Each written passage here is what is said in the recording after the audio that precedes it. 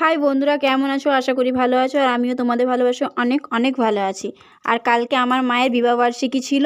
কালকে আমার টাইম ছিল না বলে আনা হলো না, ওই জন্য আজকে বাইরের কিছু খাবার নিয়ে এলাম আজকে বাড়িতে খাওয়ার জন্য। মাকে বললাম যে হোটেল যেতে, মা বললো যে যাবো না, বাড়িতেই নিয়ে আয়, ঠান্ডাটা প্রচণ্ড পড়েছে আমাদের এখানে, ওই জন্য আজকে বাড়িতেই নিয়ে এলাম।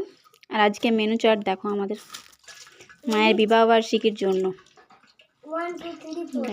চিলি চিকেন আর বাটার নান আর মশলা কুলচাটা আমার বাবার জন্য আনা হয়েছে। আমার বাবা মশলা কুলচা খায়, বাটার নানটা খেতে পারবে না, দাঁতের প্রবলেম আছে ওই জন্যই। আর দেখো আমার বাবার কথাটা শুনুন, আমার বাবার কেমন লেগেছে। ও বাবা, কেমন লাগলো? দারুণ দারুণ দারুণ। তোমার এমনি অ্যানিভার্সারিতে কোনোদিন খাইছো? না, বাপের কাছে খাই। এবারে ফার্স্ট।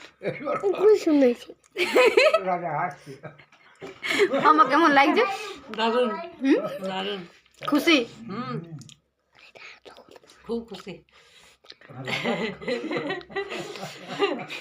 দেখো বন্ধুরা, আমার মা কোনোদিন কিন্তু খায়নি মানে খেয়েছে, কিন্তু অ্যানিভার্সারি কোনোদিন এরকম কোনোদিন খাবার খায়নি বা এরকম কেউ আনেনি। আজকে আমরা কিন্তু ফার্স্ট আনলাম।